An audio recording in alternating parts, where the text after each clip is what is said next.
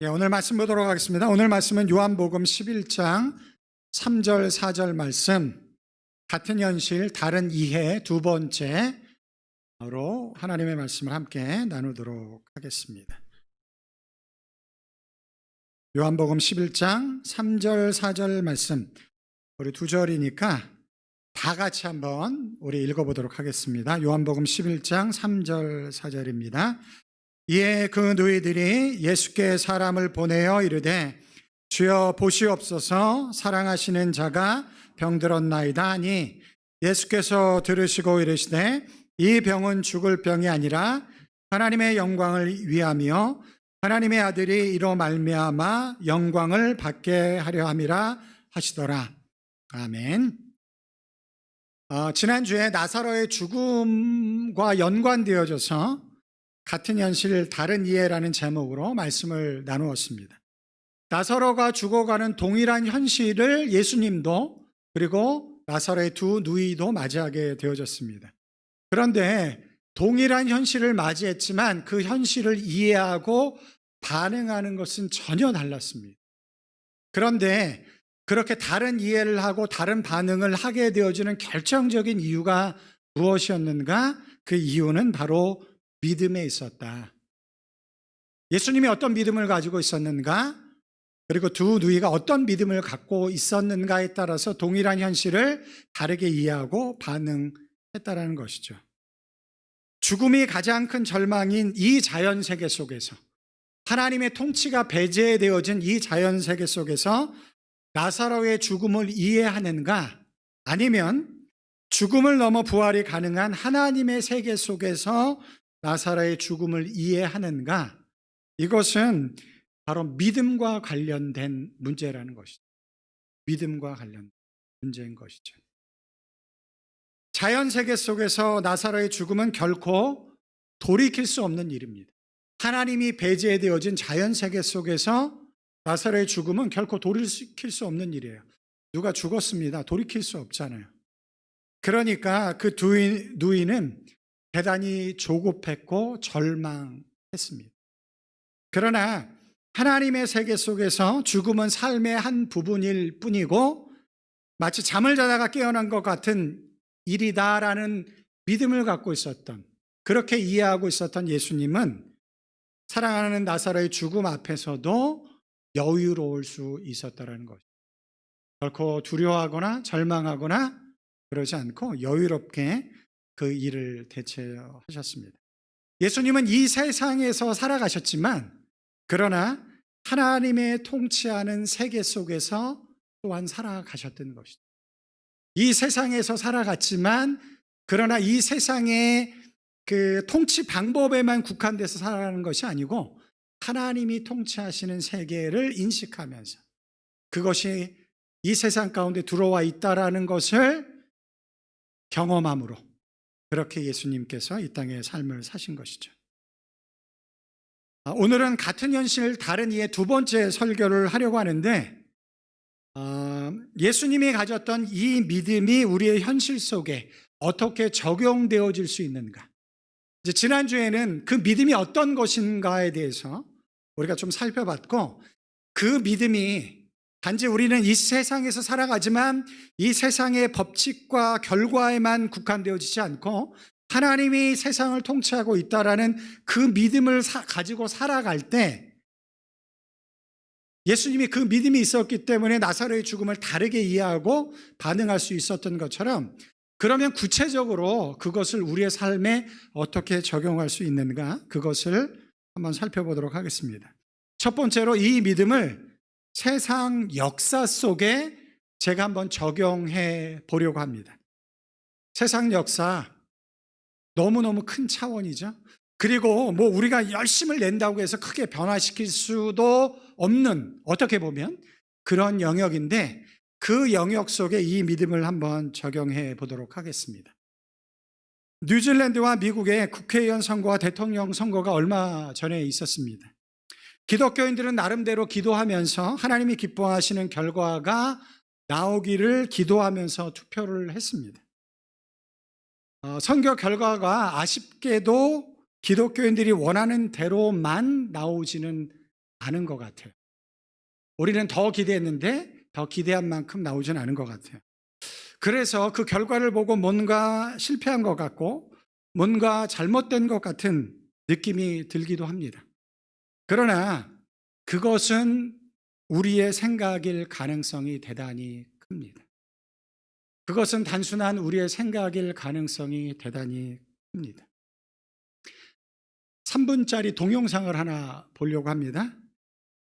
미국에서 목회하시는 존 메가더 목사님이라는 분이세요. 대단히 보수적이고 복음적이고 전 세계 기독교인들에게 큰 영향력을 끼치는 목사님이세요. 그분이 2016년 미국 대통령 선거를 이틀 앞두고 나서 설교를 하셨어요. 설교 전에 이제 간단하게 그리스도인들은 과연 어떻게 선거를 이해해야 되는가, 그거에 대해서 설명을 하셨는데 10분 정도 되는 길인데 그걸 우리가 지금 다 들을 수는 없고 3분 정도 되는 앞에 부분을 보도록 하겠습니다. 제가 이 설교 전체를 블로그에 올려놓을게요. 한번 끝까지 보셔야 돼요. 왜 그러냐면 지금 우리가 여기서 보는 건 전반부니까 후반부는 굉장히 실제적으로 중요한 이야기인데 전반부는 전체적인 그림을 그리도록 하는 거기 때문에 오늘 말씀과 연결시켜서 함께 보도록 하겠습니다.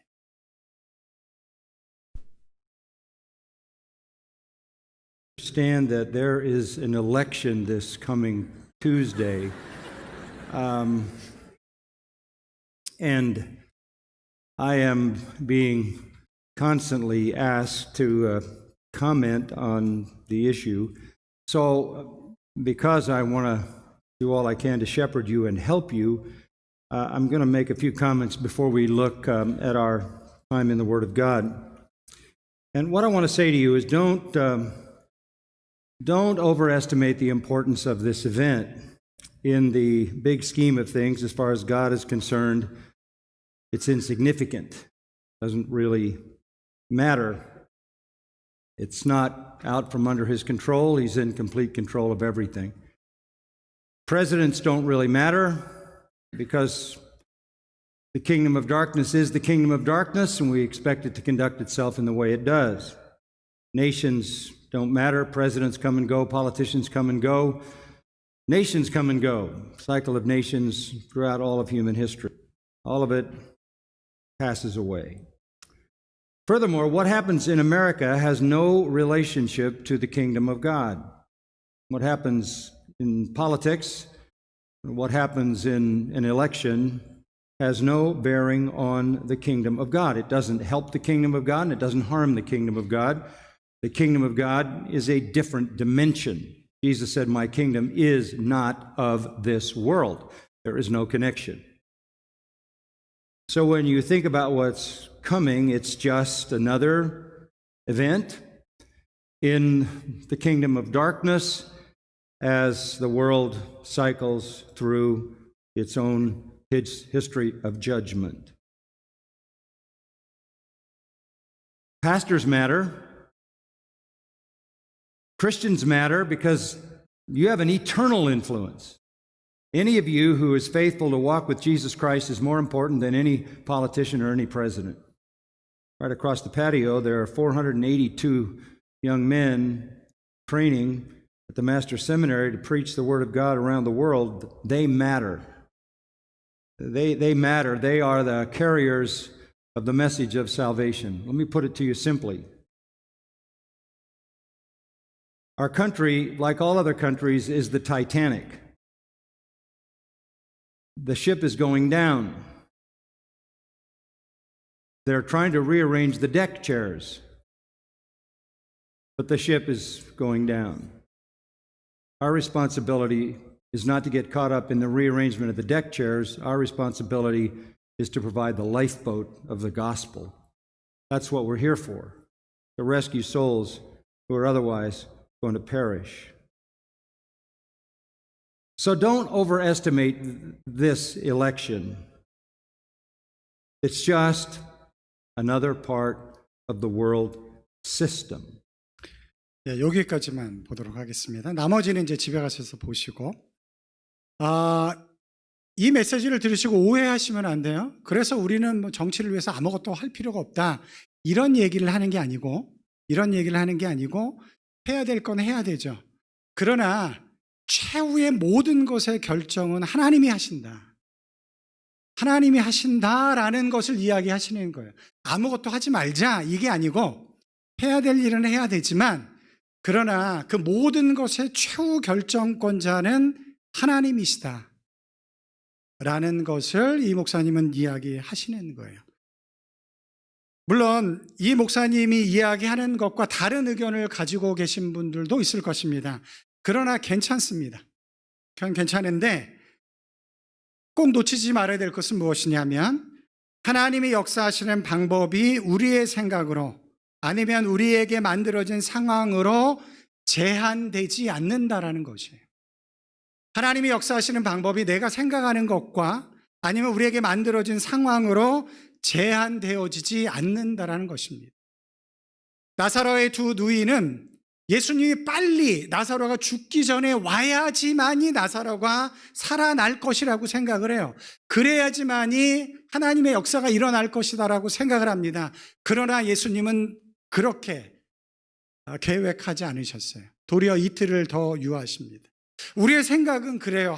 예수님이 빨리 오셔서 고쳐야지만 되는데 왜 안 오시는가? 그러나 예수님은 다른 생각을 갖고 계셨어요. 죽음은 끝인 거라고 우리는 생각을 하는데 예수님은 죽음이 끝이 아니다라는 걸 알고 계셨어요. 이틀을 더 머무시고 나중에 썩어 냄새가 나는 나사로를 찾아오셔서 그를 살려냈다라는 거예요. 아무것도 하지 말자라는 게 아니고 이 모든 일의 최종 결정과 하나님의 역사를 이루는 것은 하나님께 있다. 하나님은 그만한 능력이 있다라는 것을 놓치지 말라. 존 메가더 목사님이 그것을 이야기한 것이죠. 어떻게 보면 예수님이 십자가에 죽으심으로 인해서 기독교가 시작이 되어졌는데 이 기독교는 굉장히 역설적이에요. 예수님은 로마의 권력 앞에 십자가에 무력하게 죽고 말았습니다. 모든 것이 다 끝났다라고 예수님의 제자들은 예수님을 떠나가 버렸어요. 그런데 놀랍게도 제자들은 다 끝났다라고 생각을 했는데 그 생각을 넘어서 또 그들에게 만들어진 상황을 넘어서 그들이 따르던 예수님이 십자가에 죽어서 끝나버렸는데 그 상황을 넘어서 하나님은 예수 그리스도를 부활시키시고 그래서 전 세계를 구원하시는 하나님의 역사를 이루어 가셨다라는 것이죠. 예수님이 사랑하는 나사로가 왜 병들어야 되는가? 예수님이 사랑하는 사람이 죽을 병에 걸렸다라는 것도 이상하기도 하고 그 병을 고치기 위해 빨리 가시지 않는 것도 우리는 이해할 수가 없습니다. 그러나 예수님은 다 계획을 가지고 계셨고 그 계획 속에 그것을 충분히 행하실 능력이 그분께 있었다라는 것이죠. 오늘 본문이 주는 우리에게 굉장히 큰 메시지라는 것이죠.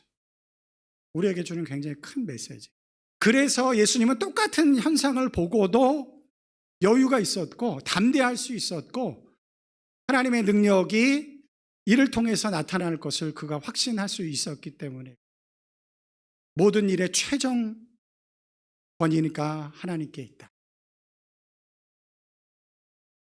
하나님은 여전히 이 세상을 통치하십니다. 이 땅에 불의한 일들이 너무나 많이 일어나고 있고 이해할 수 없는 일들이 너무나 많이 일어나고 있지만 그러함에도 불구하고 여전히 하나님은 이 세상을 통치하십니다. 믿으시나요? 여러분 그게 확인이 안 되고 그게 믿어지지 않으면 우리의 구원은 어디서 확인하나요? 만약에 세상의 힘이 더 커서 하나님의 역사를 뒤집어 엎어버렸다라고 한다면 우리의 구원을 세상이 뒤집어 엎을 수 있잖아요. 그럴 수는 없습니다. 하나님은 여전히 세상을 통치하고 있고 앞으로도 그렇게 세상을 통치하실 것이며 결국에는 하나님의 나라를 완성되어진 하나님의 나라를 이루어 가실 것입니다. 그것이 성경의 약속이고 하나님의 계획입니다. 그 이루는 과정 속에서 우리가 이해하지 못하는 일들도 일어나고 어떻게 보면 하나님의 나라가 실패한 것처럼 드러나기도 하고 그런 모습들이 우리들 가운데 있지만 그러나 성경은 여전히 하나님께서 이 세상을 통치하고 있다라는 것을 주장하고 있습니다. 주장일 뿐만 아니라 그것이 우리의 믿음의 핵심인 것이죠. 여전히 하나님이 통치하고 있고 앞으로도 통치하실 것이고 결국에는 완성되어진 하나님의 나라를 우리에게 이루어 주실 것이다. 여러분, 이게 기독교 신앙의 핵심이에요. 그냥 내 삶의 문제, 이런저런 문제들을 해결하고 이 땅에서 잘 살자, 이게 기독교 신앙이 아니고, 기독교 신앙은 하나님이 세상을 통치하시고 하나님이 세상을 구원하시고 결국에는 하나님이 완전히 통치하시는 하나님의 나라를 하나님의 백성들과 함께 이룰 것이다. 나는 그 하나님의 나라가 기대됩니다. 그 하나님의 나라가 기대되어져요. 제가 수요 예배 때 그런 이야기를 했는데 저는 정말 하나님의 나라가 기대되어져요. 왜냐하면 저는 목회자로서 우리 성도들이 어려워하고 있는 인생의 힘든 부분들을 다른 사람들보다 제가 더 많이 알고 있죠. 그런데 그런 일들이 이 땅에서 잘 해결되지 않는 문제들이 많아요. 그러나 하나님의 나라, 하나님이 통치하시는 나라가 우리들 가운데 올 때 그 모든 문제가 해결되어짐을 저는 믿습니다. 너무 기대되어져. 제가 다리 수술을 해서 골프도 못 치고 운동도 잘 못했지만 하나님의 나라가 오면 제가 영광스러운 몸으로 변화되어져서 그렇게 좋아하는 야구를 할 수 있지 않을까. 그런 기대감이, 우리가 이 땅에서 해결할 수 없는 그런 문제들이 하나님의 통치하심 속에 완전히 해결되어지고 자유할 수 있는 그날이 우리들 가운데 온다. 단지 그냥 우리의 구원이 죽어서 천국 간다 이런 차원이 아니고 우리의 전 존재가 하나님의 은혜 안에 회복되어져서 영광스러운 모습으로 주님과 더불어서 살아가는 그 세상, 너무 영광스럽지 않을까 저는 기대가 됩니다. 여러분, 이걸 놓치시면 안 돼요. 하나님이 여전히 이 세상을 통치하십니다. 앞으로도 통치하실 것입니다. 그리고 완성되어진 하나님의 나라를 이루어 가실 것입니다. 그 믿음이 얼마나 중요한지 몰라요. 그 믿음이. 자, 이제 첫 번째, 세상의 역사 속에서 이 믿음을 한번 적용해 봤고요. 두 번째로는 우리 개인적인 영역 속에서 한번 이 믿음을 적용해 보도록 하겠습니다. 바울은 고린도전서 15장 31절에 이렇게 외쳤어요. 나는 날마다 죽노라. 우리 다 같이 한번 읽어볼까요? 시작. 형제들아, 내가 그리스도 예수 우리 주 안에서 가진 바 너희에 대한 나의 자랑을 두고 단언하노니 나는 날마다 죽노라. 여러분, 나는 날마다 죽는다라는 이 고백이 절망의 외침인가요? 아니면 소망의 외침인가요? 죽는다고 하는데, 나는 날마다 죽는다고 하는데, 그런데 놀랍게도 나의 자랑이다, 단언코 이것이 나의 자랑이다 라고 바울이 이야기를 했어요. 나는 날마다 죽는다.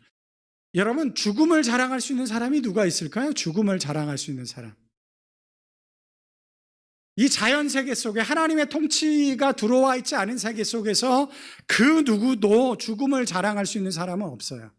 그런데 바울은 나는 날마다 죽노라, 그것을 자랑한다고 합니다. 어떻게 자랑할 수 있을까요? 이런 것이죠. 나는 오늘 죽어도 괜찮다. 왜냐하면 나에게 예수 그리스도의 부활이 있기 때문이다. 나는 오늘 죽어도 괜찮아. 나에게 예수 그리스도의 부활이 있기 때문에, 그 소망이 있기 때문에 괜찮아. 물론 우리의 삶이 이렇게 단순하진 않죠. 만약에 내가 죽게 되어지면 그 소망이 있어도 가족도 있고 여러 가지 문제가 있기 때문에 어려운 일이지만, 그러나 그것을 원론적인 차원에서 본다면 그 죽음조차도 두렵지 않은, 나 오늘 죽어도 괜찮아. 왜냐하면 예수 그리스도의 부활이 나.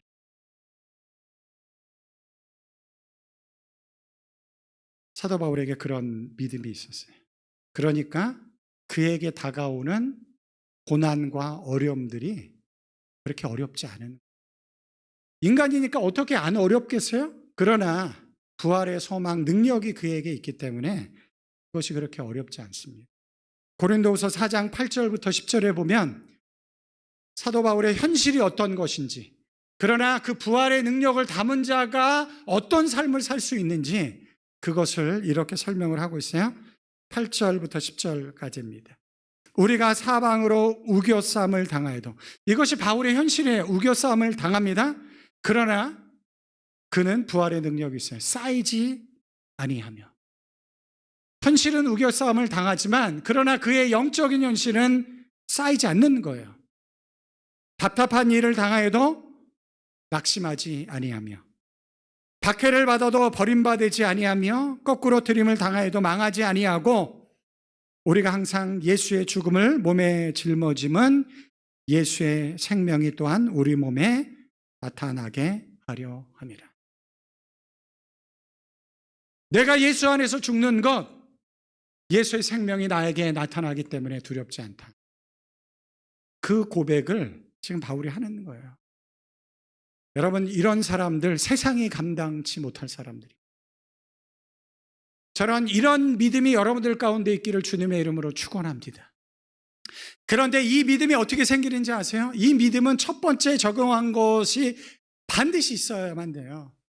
하나님이 이 세상을 주관하고 있다, 하나님께서 나의 삶을 주관하고 있다, 그 믿음이 있을 때만이 이런 믿음이 생기는 거예요. 이런 믿음이.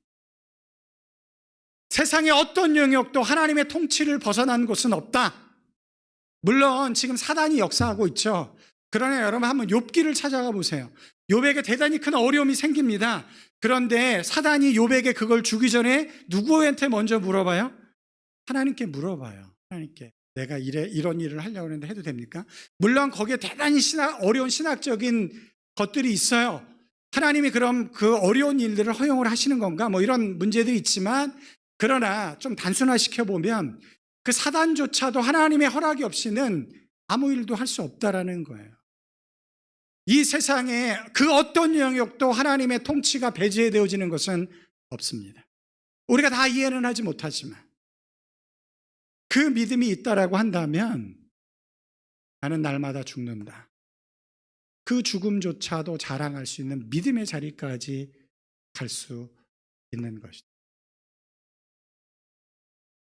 고린도후서 4장 7절에 바울이 이렇게 고백을 합니다. 어떻게 이런 삶을 살 수 있을까? 우리 다 같이 한번 읽어볼까요? 시작. 우리가 이 보배를 질그릇에 가졌으니 이는 심히 큰 능력은 하나님께 있고 우리에게 있지 아니함을 알게 하려 합니다.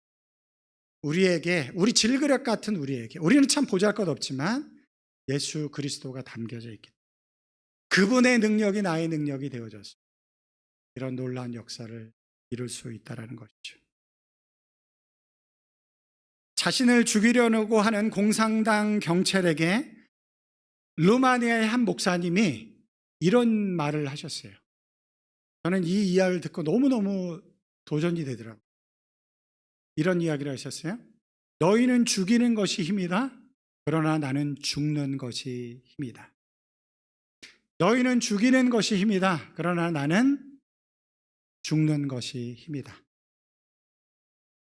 여러분, 어떻게 이런 말을 할 수 있을까요? 대단하죠? 내가 그 자리에 있으면 이런 대답을 할 수 있을까? 내 믿음이 사실 좀 의심스럽긴 하지만, 그러나 믿음을 가진 자가 가질 수 있는 이 담대함이라는 것이 이런 것. 이런 믿음의 선배들이 우리들 가운데 있었다는 것을 기억하시고 그 믿음을 배워갈 수 있는 여러분들이 되시길 주님의 이름으로 축원합니다. 하나님이 이 세상의 모든 것을 통치하신다. 여러분, 이 생각을 놓치시면 안 돼요. 이 생각을 반드시 매일의 삶 가운데 확인하셔야 돼요. 내 삶에 때로는 어려움이 온다 할지라도, 나사로의 두 누이에게 갑자기 오라버니가 죽어가는 상황이 벌어졌지만, 그러나 예수님은 이 모든 상황도 하나님이 다스리신다 라는 믿음으로 보니까 하나님의 영광을 드러낼 사건으로 이해할 수 있게 되어집니다. 여러분들 그 믿음을 가지고 그 믿음에 합당하게 살아가십시오. 하나님이 통치하시니까 우리 아무것도 하지 말자, 이게 아니고 하나님이 통치하시니까 하나님의 방법대로 살아가자. 이 차이를 아시겠어요? 하나님이 다스리니까 우리는 아무것도 하지 말자. 이게 성경의 가르침이 아니고 하나님이 통치하시니까 하나님의 방법대로 살자. 그것이 성경의 가르침이에요. 그렇게 살아보면 믿음이 내 삶 가운데 어떻게 역사하는지를 여러분들이 알 수 있게 되어진다는 거예요. 제가 이스라엘로 선교지를 갈 때 계속해서 이스라엘에 테러가 나는 거예요. 폭탄 테러가 나서 사람들이 죽기도 하고, 그 전까지 여태까지 한 번도 한국 사람이 테러의 희생자가 나오지 않았는데, 저희가 가기 몇 개월 전에 한국 사람 목사님 3분이 테러의 희생자가 되어졌어요. 그런 일들이 계속 나오는 거예요. 그러다 보니까 제가 가족을 데리고 그 테러가 자주 일어나는 그 땅을 간다는 게 너무 부담스러운 거예요. 여러분들은 전혀 안 부담스러운 것처럼 저를 쳐다보지만 정말 부담스러워요. 나는 괜찮다라고 할 수 있지만 우리 아이들이 유치원 다니고 이럴 때인데, 그런 아이들 데리고, 여러분 아세요? 선교사들 선교지 갈 때 다 유서 쓰고 갑니다. 그것이 형식적일 수도 있지만 현실화 되어질 수 있는 일이기 때문에 그래요. 납치되어지면 결코 선교단체에서 보상해서 풀어주지 않는다. 한 번 돈을 지급해서 풀어주면 계속 그런 일이 일어나기 때문에 절대로 선교단체가 개입하지 않는다. 돈을 주고. 그런 것들을 다 쓰고 가요. 그게 쉬운 일은 아니에요. 아이들이 죽을 경우, 아니면 내가 죽게 되어질 경우 내 몸을 어떻게 처리할 것인가, 그런 것들을 다 적고 가요. 그런데 테러가 그렇게 일어나는 땅을 가야 되니까 그게 쉽지 않잖아요. 그런데 누가 좀 말려줬으면 하는 그런 마음이 들더라고요. 막 훈련을 받고 있는데 누가 책임자가, 야, 지금 이스라엘 지금 상황이 너무 어려우니까 좀 이따 가라, 아니면 몇 년 이따 가라, 이렇게 좀 말려줬으면 좋겠더라고요. 내가 얘기하긴 좀 그렇잖아요. 믿음도 없는 것 같고, 선교사로 헌신했는데. 그런데 그런 와중에 제가 어느 분의 한국 선교사님의 간증을 듣게 되어졌어요. 아프리카로 가신 선교사님. 근데 그분이 그 선교 이야기 제일 끝에 이런 이야기를 하시더라고요. 하나님이 보내신 그곳이 가장 안전합니다. 아프리카를 가셨는데 얼마나 많은 분들이 걱정했겠어요. 여자 혼자 가서. 그런데 그분이 그 사역의 끝에 얘기한 게 뭐냐면, 하나님이 보내신 그곳이 가장 안전합니다. 하나님의 통치하심을 믿고 가는 거죠. 그래서 제가 그걸 믿음으로 받아들였어요. 그리고 결정하고 갔습니다. 이렇게 안전하게 우리 가족 모두 이렇게 와 있잖아요. 그런데 그런 믿음을 확인하기 위해서는 믿음으로 사셔야 돼요. 그것이 하나님의 음성을 들렸다고 한다면 그 믿음을 붙잡고 그렇게 살아봐야 돼요. 살아볼 때, 하나님이 이렇게 역사를 하시는구나, 하나님이 믿음을 가지고 살아가는 자들에게 이런 일들을 행하시는구나, 그것을 깨달을 수가 있는 거예요. 하나님이 통치하시니까 뭐 아무것도 안 해도 돼, 이게 아니고 하나님이 통치하시기 때문에 그분의 방법대로 살아보자. 아멘. 그렇게 결정하는 거예요. 그러면 하나님의 일하시는 것들이 여러분의 삶 가운데 보이기 시작할 것입니다. 마태복음 13장 24절부터 30절 말씀에 곡식과 가라지의 비유가 등장을 해요. 비유인데 이제 주인이 종들에게 좋은 씨를 뿌리라고 했어요. 곡식을 맺기 위해서. 그래서 뿌렸습니다. 곡식이 자라나기 시작을 했어요. 그런데 어느 날 나가보니까 곡식만 자라는 게 아니고 가라지도 자라나는 거예요. 여러분, 곡식과 가라지가 같이 자랄 때 누가 더 잘 자라나요? 가라지가 잘 자라요. 모든 영양분을 다 뺏어가는 거죠. 그러니까 종들이 걱정이 됐어요. 그래서 주인에게 가서 우리가 좋은 씨를 뿌렸는데 곡식이 날 뿐만 아니라 가라지도 납니다. 어떻게 쓰면 좋겠습니까? 그렇게 이야기를 했더니 주인이 이렇게 이야기를 합니다. 그냥 놔둬. 사실 뽑는 게 맞는 것 같은데 주인은 그냥 놔두라고 해요. 그러면서 두 가지를 이야기를 하세요. 뭐를 이야기하시냐면, 가라지를 뽑으려다가 잘못하면 곡식을 뽑을 수가 있어. 그러니까 그냥 놔둬라. 그리고 곡식과 가라지가 다 자라나면 곡식은 열매를 맺게 되어지고 가라지는 열매를 맺지 않기 때문에 쉽게 구별할 수 있어. 그때 가라지는 다 모아서 불에 태워버리면 돼. 그렇게 이야기를 하는 거예요.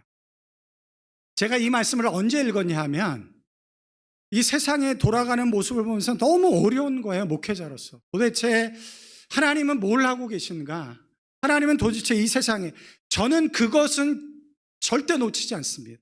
아무리 상황이 그래도 하나님의 통치하심을 저는 절대로 놓치지 않아요. 아무리 세상이 하나님의 뜻과 정반대로 갔다 할지라도 저는 하나님이 여전히 세상을 통치하신다. 저는 그 믿음은 불변합니다. 그러다 보니까 고민이 되는 거죠.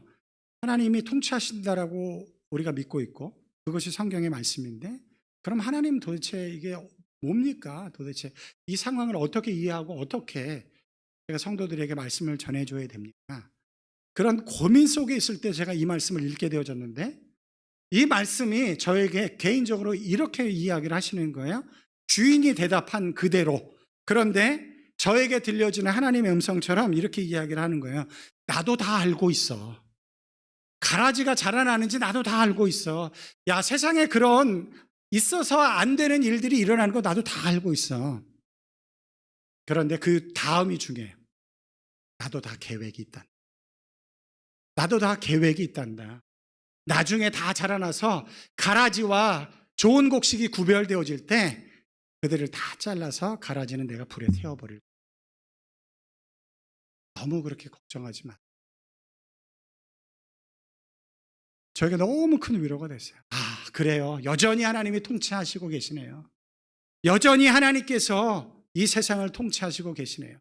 지금 그것이 좀 미뤄져 있는 듯 하지만 결국에는 하나님께서 가라지를 잘라버리셔서 결국은 불에 태우실 것이다. 나도 다 알고 있다. 나도 다 계획이 있어. 그렇게 저에게 말씀을 해주셨어요. 한번 따라해 보실래요? 나도 다 안다. 나도 다 계획이 있다.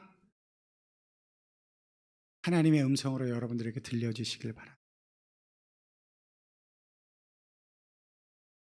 자기 아들을 아낌없이 내어주신 네가 너희들에게 좋은 것으로 주지 않겠다.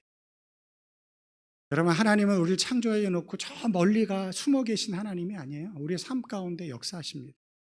그런데 그 역사를 확인하기 위해선 우리는 믿음으로 우리의 삶을 살아야 해요. 믿음으로. 그때 나도 다 안다. 나도 다 계획이 있어.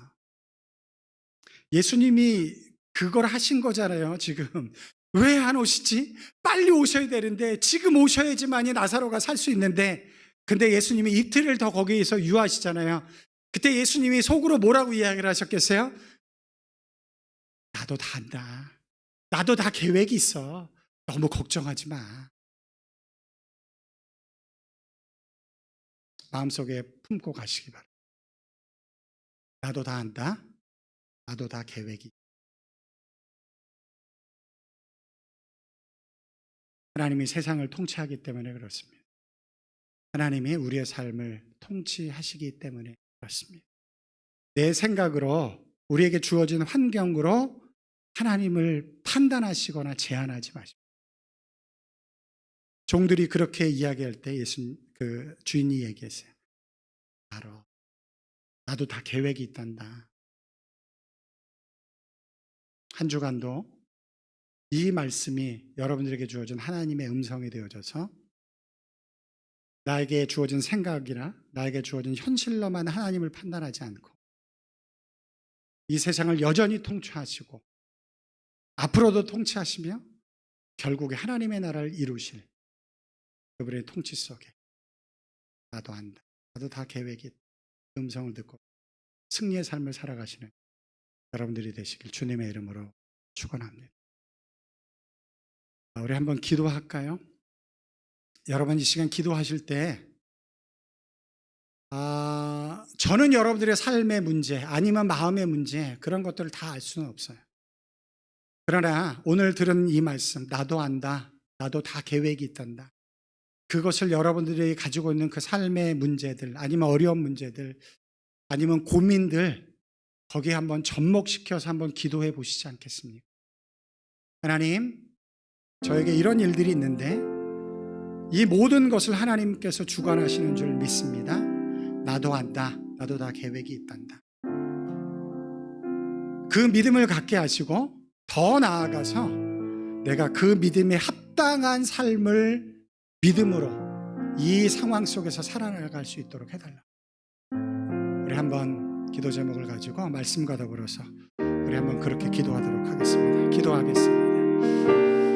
사랑하시는 아버지 하나님 감사합니다. 오늘도 아버지 하나님 나사로의 죽음을 대하는 아버지 하나님 예수님과 두 누이의 전혀 다른 이해와 반응을 기억하면서 아버지 하나님 믿음이 아버지 하나님 전혀 다른 반응과 아버지 하나님 이해의 근거가 되어졌음을 우리가 확인합니다. 아버지 하나님 우리가 가지고 있는 믿음의 핵심 속에 하나님이 이 세상을 통치하고 계시며 아버지 하나님 우리가 이해할 수 없는 일들이 이 땅 가운데 너무나 많이 일어나지만 그러함에도 불구하고 여전히 하나님께서 아버지 하나님 이 세상을 통치하고 있다라는 것을 아버지 하나님 우리가 확인하며 아버지 하나님 그 확인 속에 우리의 삶을 맡기며 아버지 하나님 우리가 온전히 주님의 기뻐하시는 삶을 살아갈 것을 결단하길 원합니다. 아버지 하나님 우리의 삶 가운데 여전히 어그러진 부분이 있고 질서가 깨어진 부분들이 있고 이 문제를 어떻게 해결해야 될 것인가를 고민하는 부분들이 우리들 가운데 있지만 아버지 하나님 나도 안다.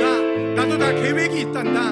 아버지 하나님 그렇게 우리들 가운데 말씀하시는 하나님의 음성이 우리들 가운데 들려올 수 있도록 인도하시고 아버지 하나님 그 음성이 들려왔기 때문에 아무것도 하지 않는 것이 아니고 아버지 하나님 주님께서 원하시는 그 믿음의 삶을 결단하며 살아낼 수 있는 하나님 그런 은혜가 우리들 가운데 주어질 수 있도록 주님 인도해 주셔서 하나님의 계획하심이 우리의 삶 가운데 드러나게 하시는 아버지 하나님 놀라운 역사들이 저희들 가운데 이루어져 나갈 수 있도록 주님 인도하시고 그렇게 주시옵소서. 사랑하신 주님 오늘 말씀을 통해서 나도 안다. 나도 다 계획이 있단다. 그렇게 말씀해 주시는 하나님의 음성을 듣게 해주시니 감사합니다. 우리가 이렇게 고백할 수 있는 것은 하나님께서 이 세상의 모든 것을 통치하시고 또 그 통치하심 속에 우리의 삶을 이끌어 가시기 때문에 그렇습니다. 이것이 우리의 믿음의 핵심인데 아버지는 결코 이 믿음을 놓치지 않도록 주님 인도해 주시옵소서. 그러함에도 불구하고 우리의 삶이 여전히 어그러져 있고 질서가 깨져 있기도 합니다. 아버지 하나님 그때 우리가 우리의 판단과 우리의 생각만으로 우리에게 주어진 삶의 현실만으로 하나님의 능력과 하나님의 역사를 제한하지 않게 하시고 그때 나도 안다. 나도 다 계획이 있단다. 말씀하시는 하나님의 음성을 듣게 하시고 그래서 내가 아무것도 안 하는 것이 아니고 그 음성을 들었기 때문에 믿음의 삶을 선택할 수 있는 은혜가 우리들 가운데 주어질 수 있도록 하나님 우리를 그렇게 축복해 주시옵소서. 그렇게 한 주간도 승리하기를 원합니다. 인도해 주시옵소서. 감사하며 우리의 구원자 되신 부활의 주인 되신 예수님의 이름으로 감사하며 기도드리옵나이다. 아멘.